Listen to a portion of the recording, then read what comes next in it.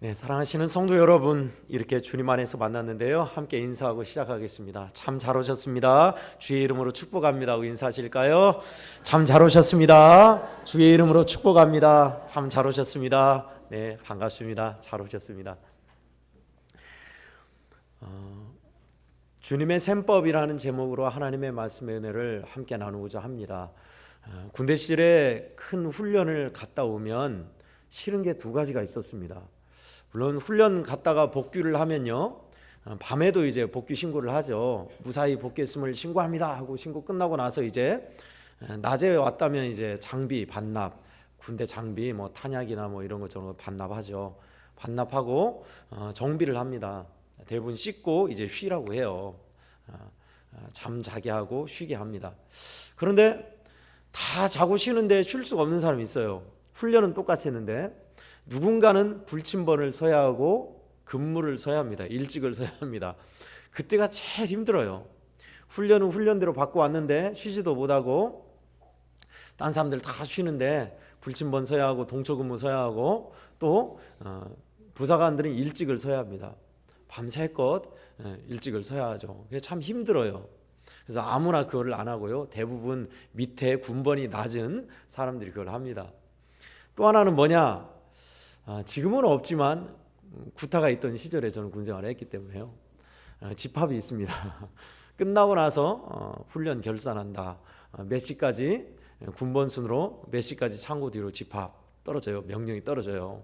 그러면 이제 딱딱딱딱 하던 일 다 멈추고 창고 뒤로 군번 순으로 딱 나래비를 씁니다. 다 군번 순으로 서요.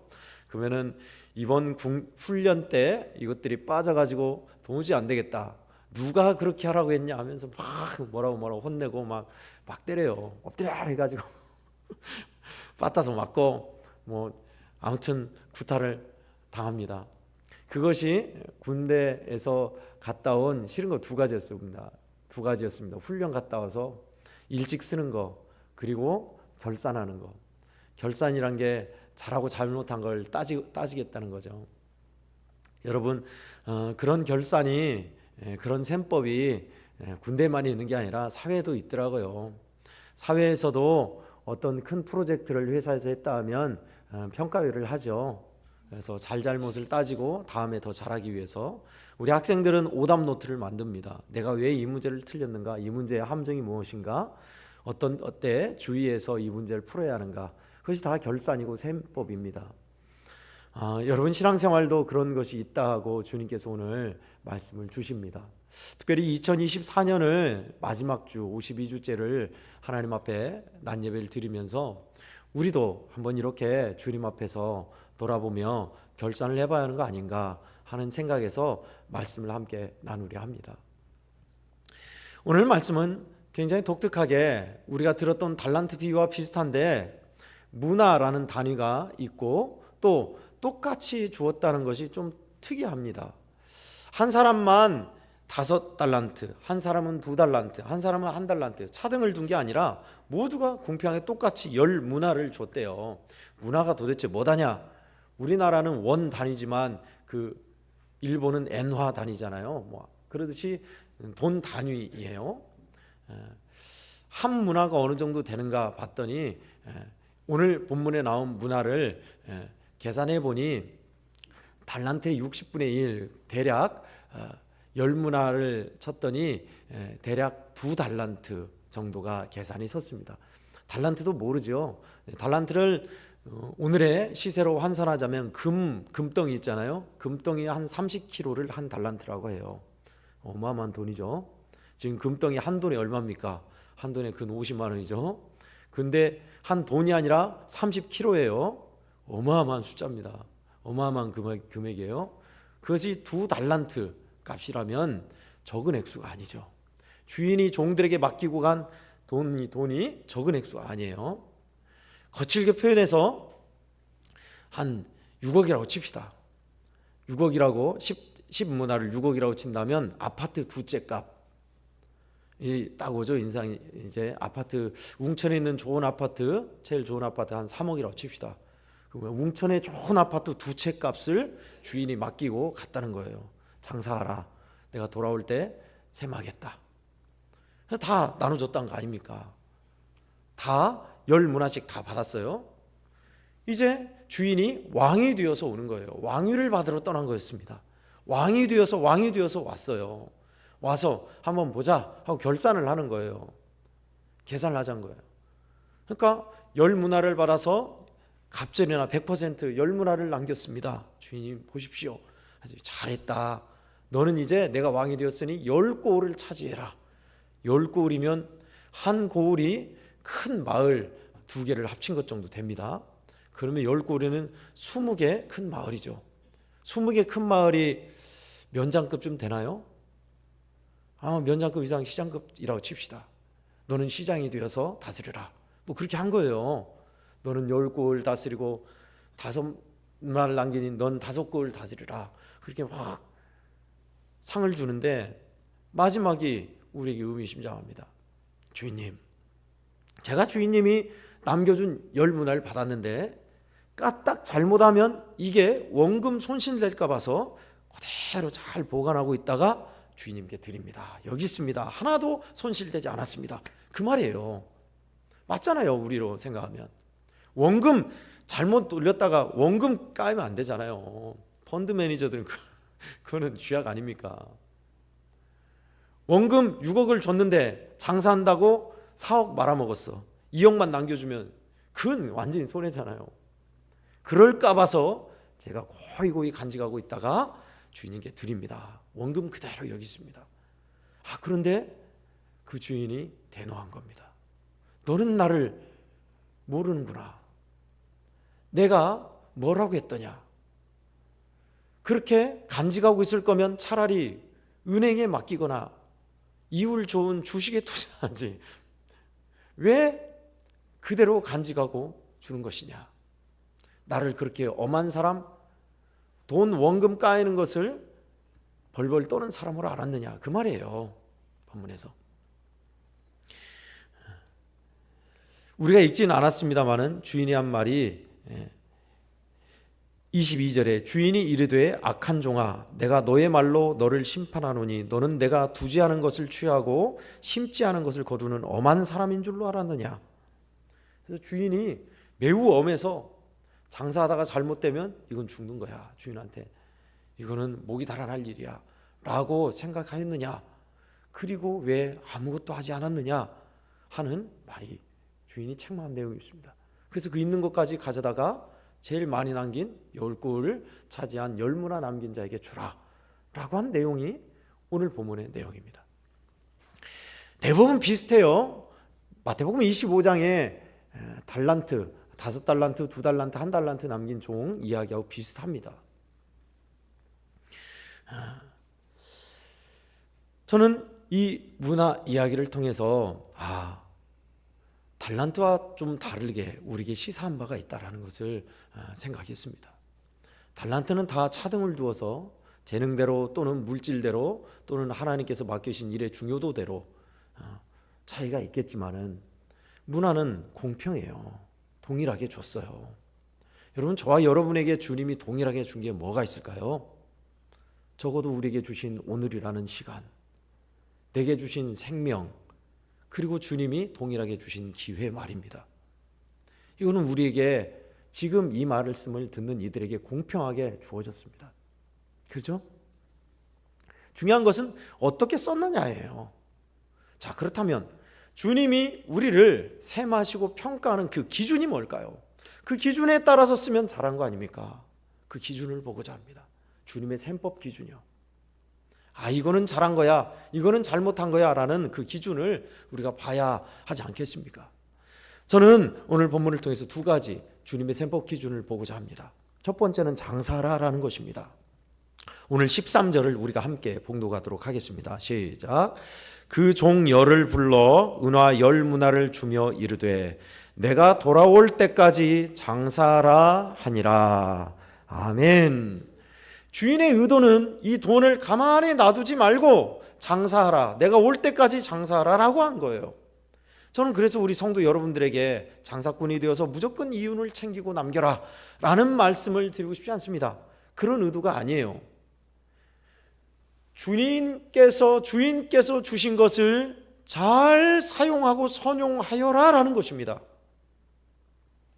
근데 오늘 본문에 이상하지 않아요? 장사한 사람들은 적자를 본 사람이 하나도 없네요. 다 흑자네요. 10문화 가지고 10문화를 남겼고 10문화 가지고 15문화를 남겼네요. 20문화 남긴 사람, 15문화 남긴 사람이 나오네요. 달란트 비유도 마찬가지입니다. 5달란트 했더니 2달란트를, 5달란트 했더니 10달란트를 남겼고 2달란트 했더니 5달란트를 남겼어요. 다 흑자예요. 주님이 우리에게 맡겨신 일을 우리 주님의 뜻을 따라 잘 사용하면 실패가 없다는 거예요. 반드시 열매를 맺는다. 반드시 흑자 인생이 아니라, 패망하고 망하는 인생이 아니라 복되게, 갑절이나 30배, 60배, 100배. 오늘 말씀은 그걸 배경으로 하고 있습니다. 그런데 아따 장사를 해봐서 그러죠. 장사 안 해봐서 그러죠. 사업 한번 해보세요. 적자일 때도 있고 흑자일 때도 있고 적자가 얼마나 많은데요. 까딱 잘못하면 확 환율 잘못되고 해갖고 얼마나 원금도 못 찾고 반토막 날 때가 얼마나 많은데요. 라고 하는 사람은 현실적인 사람입니다. 해보신 분이에요, 장사를. 자, 그런데 주인의 의도가 뭘까요? 주인의 의도는 적자가 나든 흑자가 나든 장사라는 겁니다. 쓰라는 거예요. 사용하라, 행하라. 그렇습니다. 그것이 주님이 원하시는 의도였어요. 마지막 한 문화를, 10문화를 그대로 하나도 장사하지 않고 남겨준 사람의 논리가 그거였습니다. 혹시나 주인이 무서워 원금이 손실될까 봐. 그것이 장사하지 않았던 의도였어요. 그러나 주인의 의도는 그것이 아니었습니다. 나는 엄하지 아니하고 적자가 나도 괜찮으니 적자 나지 않아. 반드시 흑자야. 장사해라. 해봐라. 라는 것이 주인의 의도였습니다. 그렇다면 여러분, 주님이 우리에게 주신 의도, 생명, 건강, 시간, 주님의 의도대로 사용해야죠. 잘 사용해야죠. 마태복음 25장은 이것을, 이 사람을 평가하기를 주인의 평가는 악하고 게으르다라는 거였습니다. 두 가지 다입니다. 한 가지일 수도 있고요, 두 가지 다일 수도 있어요. 첫 번째, 악하다는 건 왜 악할까요? 그래요, 주인의 의도를 알고도 행하지 않은 것이 악한 겁니다.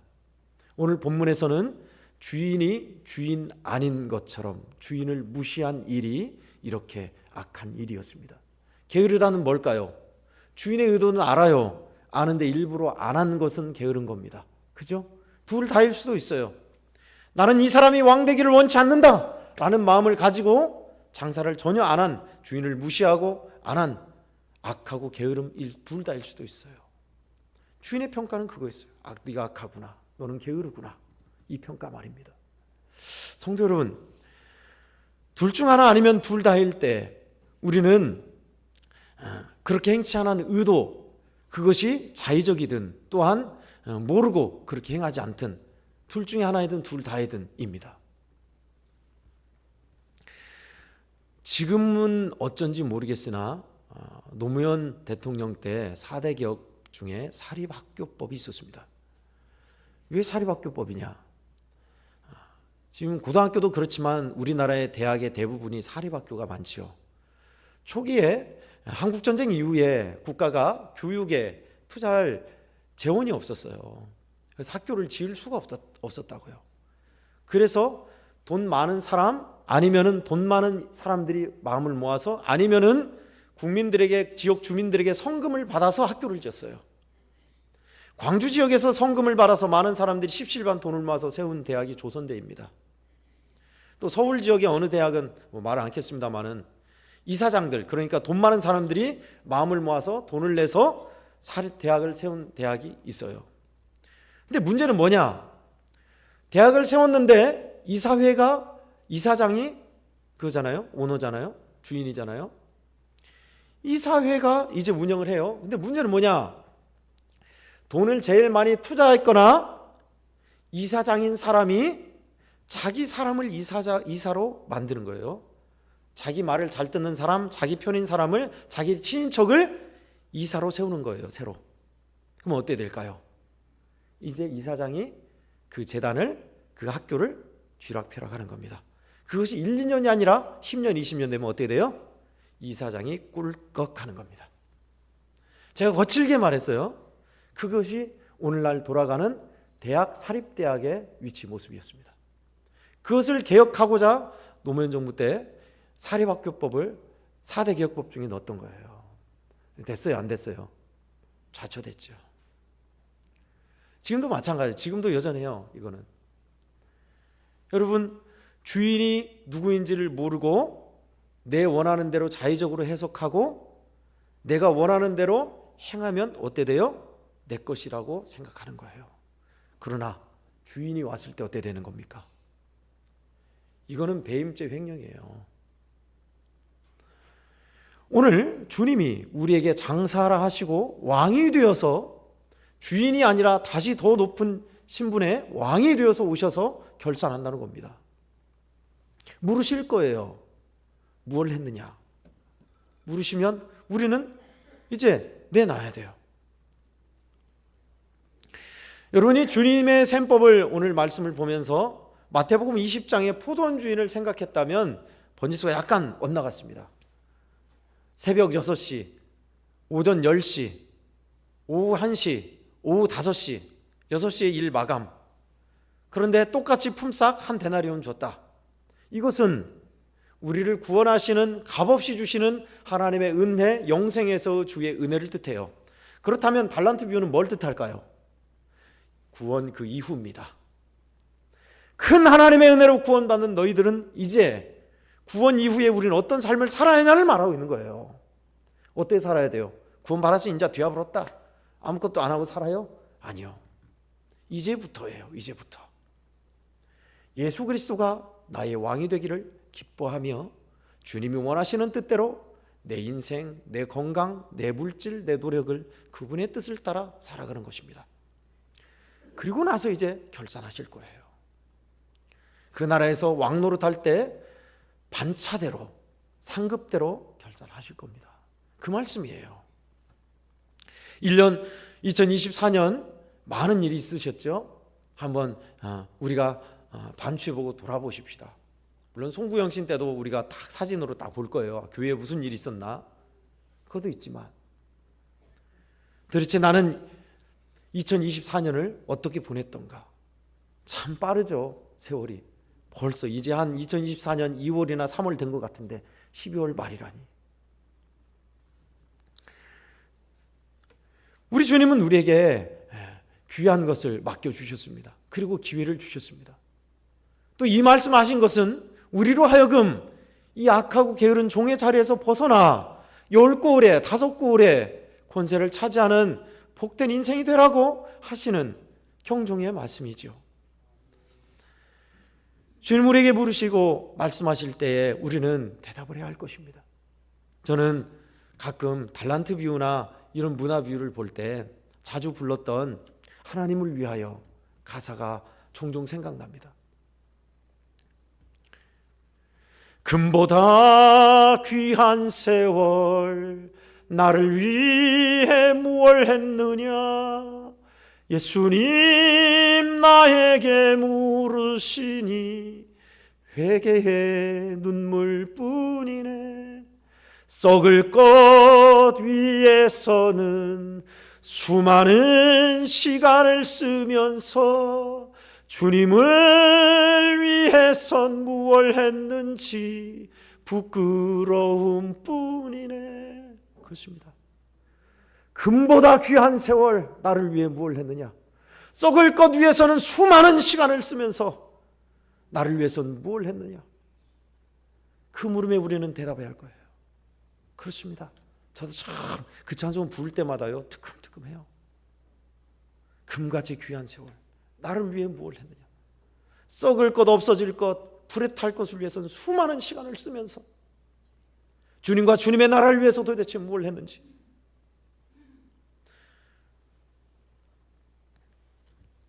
시간과 물질과 노력 나의 생명까지도 주님께만 바치렵니다. 나를 받아주소서. 좁은 이 길 모두 걸은 후 주님 앞에 배울 때 영광의 면류관 쓰고서 영원토록 살리라. 아멘.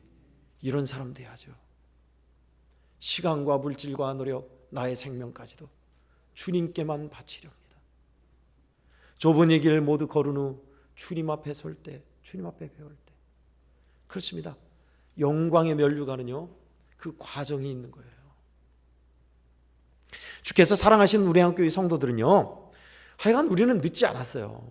우리 주님은 우리에게 이토록 기회를 주시고 은혜를 베푸시고 우리를 도와주고 싶어 하세요.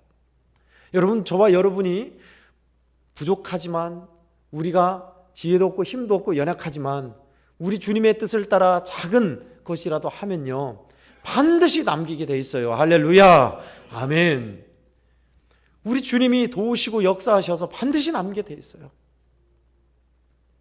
그것이 바로 이 비유의 주인이 원하시고 바라는 의도입니다.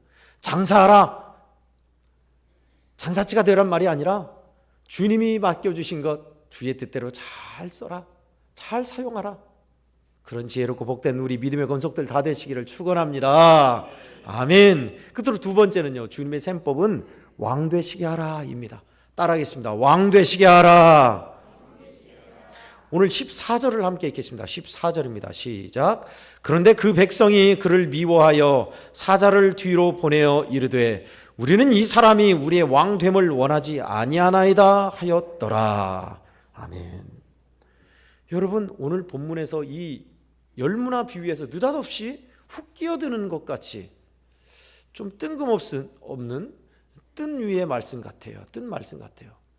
그러나 여러분, 무나 비유 중에 열무나 다 받았는데 남기지 않은 한 종이 있죠.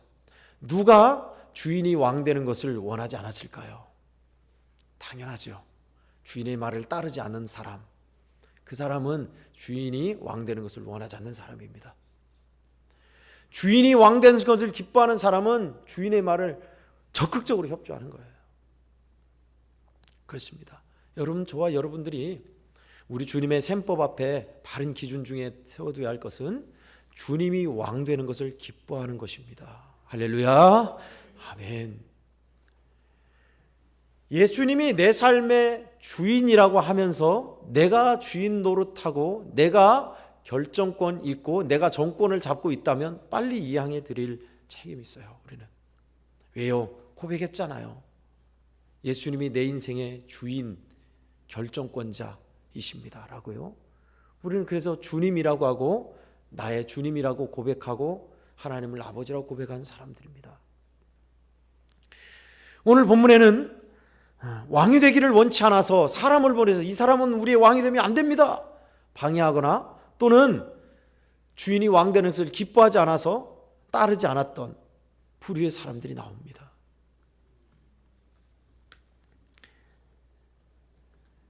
본문에서는 이스라엘 백성의 종교 지도자들을 일컫는 말씀이었죠. 주님이 주인 되기를 원하지 않는 사람, 주인이 주인 되는 것을 탓하는 사람, 별로 우리 주인은 나쁜 주인이야, 아이고 주인이 빨리 떠나고 없으면 좋겠다 한 사람 말입니다. 주인이 아니죠. 종이지만 자기가 주인인 거예요. 착하고 충성된 종들은 그렇습니다. 주인으로 주인인 거예요. 주인 되게 하는 거예요. 그러잖아요. 주인이 늘 주인이라는 걸 염두에 두고 사는 사람 말입니다. 예수님이 왕인 사람, 왕은요, 지금은 왕이 없잖아요. 우리는 왕 그 체계에, 그런 신분 체계에 산 사람이 아닙니다. 왕은 한마디가 법입니다. 다른 거 없어요. 왕의 말이 법이었어요. 주님이 말씀하시면 그것이 반드시 따라야 할 일이라 생각하고 기꺼이 감사히 따르는 사람, 주님이 주인인 사람, 왕인 사람 맞습니다. 그 주인이 멀리 떠나서 부탁한 일에 대해서 어떻게 했나 나오는데, 저는 이 말씀을 볼 때 또 떠오르는 동네 일이, 옆 동네 일이 생각납니다. 1970년대 후반, 80년대 초반까지는 우리 한국 사회가 잘 살지 못했습니다. 그래서 70년대 후반, 60년대 중반까지인가요? 60년대 중반부터인가요? 70년대 후반, 80년대 초반까지 많은 사람들이 독일에 광부로 갔고 간호사로 갔고 또 사우디아라비아로 갔습니다. 저희 동네 옆 동네 분도 사우디아라비아로 그 중동에 일하러 가셨어요. 일하러 가셔서 이제 식구하고 떨어져서 갔죠. 일하러 가셔서 사우디아라비아 거기에서 돈을 번 것을 꼬박꼬박 아내에게 붙여줬어요. 그러면 남편이 그렇게 열심히 그 더운 사막에서 일하고 번 돈이니까 알뜰하게 모아놓고 기다렸다가 잘 맞을 줄 알았는데, 글쎄 그 당시에 왜 그렇게 춤바람이 많았는지 지금도 그렇지만 그 아내 되신 분이 춤바람이 난 거예요. 춤바람이 나서 남자를 만나오다. 동네에 소문이 다 났으니. 그런데 문제는 뭐냐? 나중에 남편이 오고 나서가 더 난리 난 거예요. 남편은 그렇게 뜨거운 그곳에서 땀 흘리며 수고해서 돈을 꼬박꼬박 붙여줬는데 아내가 남편을 제대로 기다리지 못하고 춤바람이 나버렸으니 난리가 난 것입니다. 난리가 와서 한눈 팔고 제대로 자기 위치를 모르고 남편이 있음을, 남편이 남편됨을 기억하지 못하면 그렇게 돼요. 여러분, 우리도 마찬가지입니다. 주님이 주인 되지 않는다면 우리도 그래요. 똑같이 됩니다. 우리도. 주님이 내 신랑이요, 주님이 왕이신데 왕이 다시 온다는 것을 생각하지 못하고 염두하지 않으면요 똑같아져요. 설렁설렁 세워라 내워라, 올 때 되면 오겠지, 올 때 그때 하면 되지. 아닙니다. 진짜 좋은 건 뭔 줄 아세요? 다 그런 건 아니었어요. 남편이 중동 사막에서 땀 흘리며 수고한 걸 알고 알뜰하게 돈을 모으고 살림을 잘해서 집을 더 크게 늘리고 남편 올 걸 대비해서 자식 잘 키우고 가르치고, 그렇게 있다가 남편이 와보니 집도 늘어났고 땅도 사놨고 아내가 자식도 잘 키우고 기다리고 있는 거예요. 얼마나 고마워요. 그러면 남편이 그냥 있겠어요? 다이아 반지 5캐럿 주먹만한 다이아 반지를 탁 갖고 와서 여보 고생했어. 그렇게 되는 거예요. 성도 여러분, 우리에게 있어서 예수님이 왕 되시게 하는 것, 이것이 우리 삶의 기준이 되면 결코 낭비하지 않습니다. 실패하지 않습니다. 예수님이 왕이 아니니까, 예수님이 주인이 아니니까 시간과 물질과 삶의 자리, 주님이 허락하신 일들을 낭비하고 허비하는 겁니다. 이제 2024년은 다시 오지 않습니다. 주님은 또 우리에게 귀하게 기회를 주셔서 또 내일이란 시간을 주실 것입니다. 주님 오시는 그날까지, 우리의 삶이 끝나는 날까지 기회를 주실 거예요. 그리고 그 기회를 그냥 주시는 것이 아니라 우리 마음 문을 두드리시고 우리 주변 사람을 통해서, 말씀을 통해서, 삶을 통해서 깨닫게 하실 겁니다. 그때 우리는 반응해야 합니다. 성도 여러분, 돌아보면 저만 그런 게 아니라 우리 성도 여러분들도 그러시죠. 잘한 것보다는 잘 못한 것, 부끄러운 것, 죄스러운 일들, 죄송한 일들이 많이 생각나죠. 예, 그렇습니다. 그러나 우리 주님은 그런 우리를 알고 계세요. 그리고 우리를 끊임없이 도우십니다. 그게 믿음의 여정이에요. 그 믿음의 여정에서 주님이 왕의 소리, 주님이 부탁하신 사명에 떠오르는 생각들을 버리지 말고 외면치 마십시오. 그렇게 하나님께서 기뻐하신 대로 잘 믿음 안에서 우리에게 주어진 것 잘 사용하는 사람들, 매번은 아닐지라도 아예 포기하지 않고 주님의 뜻을 따라 사용하며 가는 사람들, 주님이 어떤 분이신가, 나의 왕이요, 나의 결정권자요, 나의 정권을 잡은 이인 것을 잊지 않고 기억하는 사람들, 우리 성도들이 그런 분들 다 되셔서 우리 주님 앞에 10골, 5골 귀한 상급을 받고 우리 주님, 사랑하는 주님 앞에 칭찬받는 귀한 우리 성도들 다 되시기를 예수님의 이름으로 축원합니다. 아멘. 사랑이 많으신 하나님 아버지, 감사합니다. 오늘 귀한 말씀을 통해서 우리에게 열 문화를 주신 주님의 의중을 알게 해주시니 감사합니다. 주님, 한 해를 돌아보면 주님께서 공평하게 주신 기회, 생명, 시간을 주님의 뜻대로 사용하지 못하고 하나님 허비하고 사장하고 낭비했던 우리의 어리석음을 주님 고백합니다. 우리는 주님 앞에 설 때에 낮은 점수일 수밖에 없는 종들입니다. 그러나 우리를 사랑하사 또다시 말씀하시고 우리의 삶의 현장에서 작은 몸짓도 귀히 보시고 남기게 하시는 주님을 찬송합니다.